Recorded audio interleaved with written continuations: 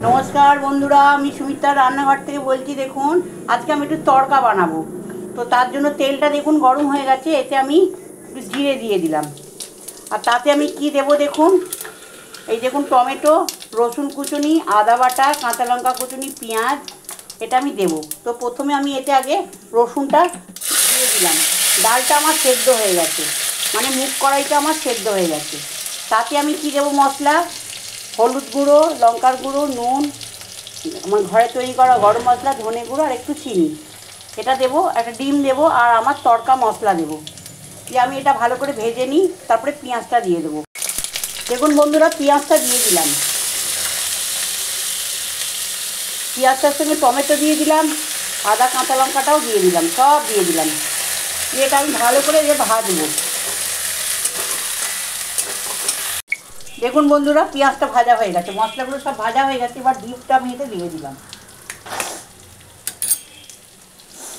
ডিমটা দিয়ে দিলাম। ডিমটা ভালো করে ভেজে নিই, নিয়ে তার মশলাগুলো সব দিয়ে দেবো। তড়কাতে ডিম না দিলে ভালো লাগে না। অবশ্য তড়কায় ডিম ছাড়াও হয়, ডিম ছাড়াও তড়কা হয়।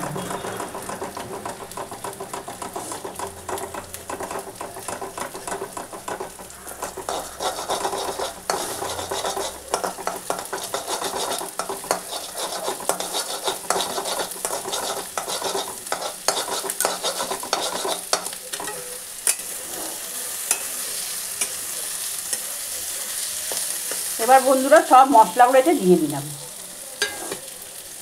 দেখুন বন্ধুরা, এবার আমার মশলাটা পুরো দেখুন রেডি হয়ে গেছে, একদম ভাজা ভাজা হয়ে গেছে। এবার আমি ডালটা, তড়কার ডালটা এতে দিয়ে দিলাম।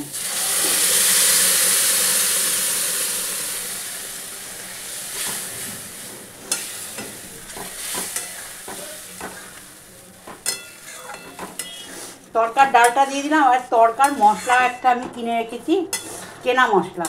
এবার তড়কার মশলাটা আমি এতে ঢেলে দেব।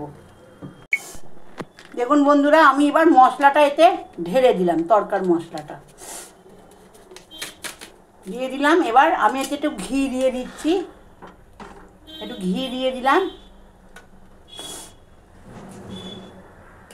দিয়ে এটা আমার রেডি হয়ে গেল।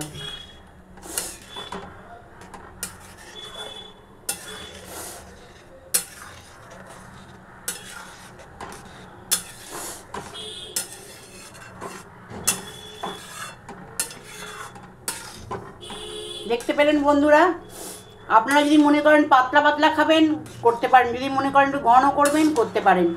এরমভাবে তড়কাটা বানাবেন, ভালোই লাগবে। এই রেসিপিটা যদি আপনাদের ভালো লেগে থাকে, আপনারা আমায় সাবস্ক্রাইব করবেন, সাইডে থাকা বেলটা দাবিয়ে দেবেন, লাইক করবেন, শেয়ার করবেন, কমেন্টে অতি অবশ্যই লিখবেন। আমি সুমিত্রা রান্নাঘর থেকেই বললাম। নমস্কার বন্ধুরা।